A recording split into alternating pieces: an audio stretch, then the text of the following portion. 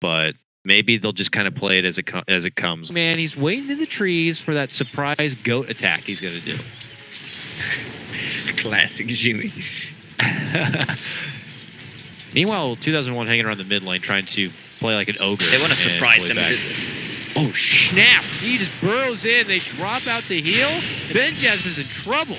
That's Demon in the tree. It's really sets the stage, if you will, for their off lane to kind of put in the work just between the two of them. Dubu's getting closer to his level 2, but he's going to find himself quickly surrounded, and they have multi-stuns. First the magic missile, then comes out the crush. And now the right clicks, fairy fire. Ooh, a nice stun comes out from Bulba, slows them in their tracks. Dubu runs away, runs back in, goes for the nuke. Ooh, goodness gracious, is this man going to live? Yeah, he got the magic. Not as ridiculous as it used to be, but still very nice. And obviously he'll always be able to find his way to get back into some relevant farm with those kind of benefits. Finds himself in some chains though. Abed taking full advantage of the head start he's been granted in this mid lane and takes it right back to him once again. And now he's top lane. Yeah, Tombstone was dropped. Tombstone has been taken apart, but they will lose their life for it. Yeah, probably. Bit prettier, bit taller. We could talk then, but okay, back in the game now. Loaded up. Doesn't seem like I missed too much, except I'm just in time for a gank again onto the Alchemist. Oh, this is unfortunate. 2001 doesn't end up sweeping in, gets off a decent crush, but he'll find himself also in trouble. Gonna dive. He's just like, are you serious now? Can't even heal himself for the grave. Triple Remnant to finish off. Patch, there's no stacks in the forest for him whatsoever. Double damage, Abed running in on Mr. Kotaro once again. Chain up, right clicked. I mean, Bulba didn't even need to be there. Back, Sanking is just cutting the wave. Gonna push the top tower a bit because everyone TP'd bottom. But they're not leaving without a fight. They get the setup and they get the pick, it looks like, onto Dubu. At least kind of maintain composure in this game a bit. Had kind of forked over a bit too much in the early game, and now they come together to try to at least stay composed. And this would be a very rewarding kickoff and definitely a morale booster in itself. Good setup there to take down Mason. Now Dubu shows himself a rotation over from Bulba. He gets the burrow, but no finish yet.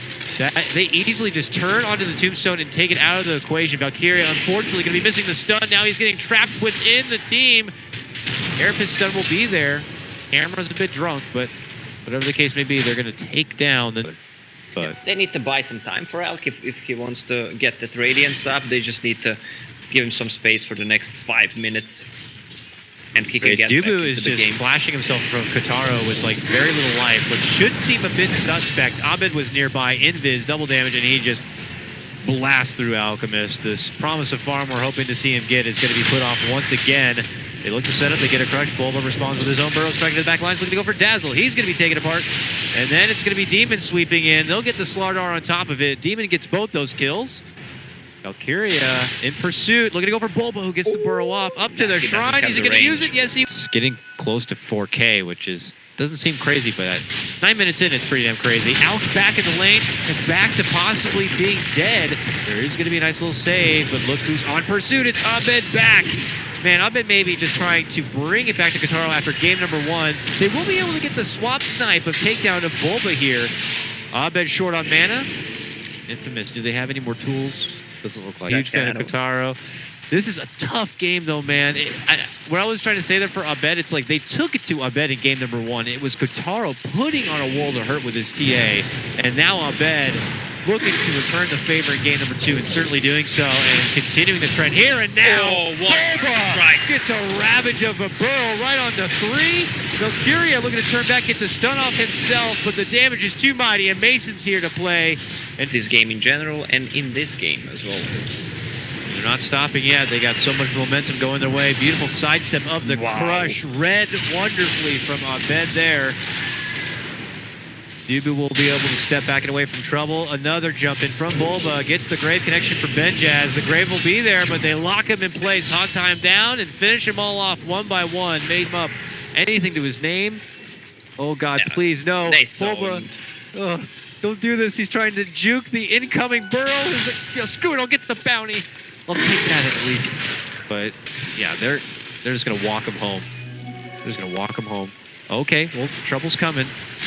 Reinforcements are here. Guitar will be saved. But his henchmen, unfortunately, might be in a bit of trouble here. 2001, the grave from Dazzle. Giving it away, even though it will cost not just his own life, but also will be Slargar going down. On the other side, the takedown is going to be there as they get the down there. Alchemist goes back to his business here in the bottom lane, but not far off is still some trouble here.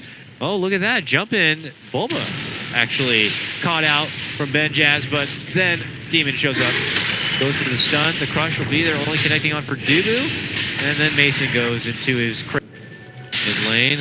Dazzle, who's trying to split push a bit, is able to avoid the burrow strike of Bulba. He helps out comrade Kotaro with the weave. Kotaro.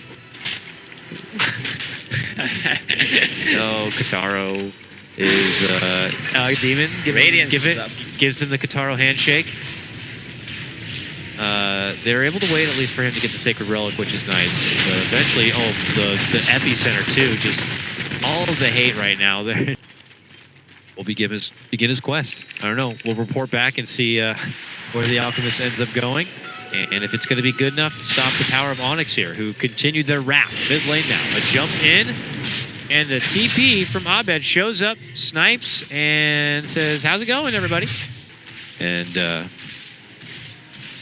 now we have an Invis Bulba here. Going to be crossing paths with Benjaz. Just goes for it right away because Abed's close. There's the chains. They have a dust too, so they'll look to set up Valkyria after they take care of business there with Benjaz. Valkyria nearby, going to get burrowed again. And then they'll be able to right-click him down. Abed and the company already looking for the next target on top of that. As 2001, he gets chained down. Please don't do this. Tries to run back and away. He gets an early grave, an early save, but then he's able to connect with the chains. There's the remnant. Wow. There's the double kill. Abed, no mercy at all. Game 1, rough with the Invoker. Game 2, Ember, my God. 18 plus Dota right there.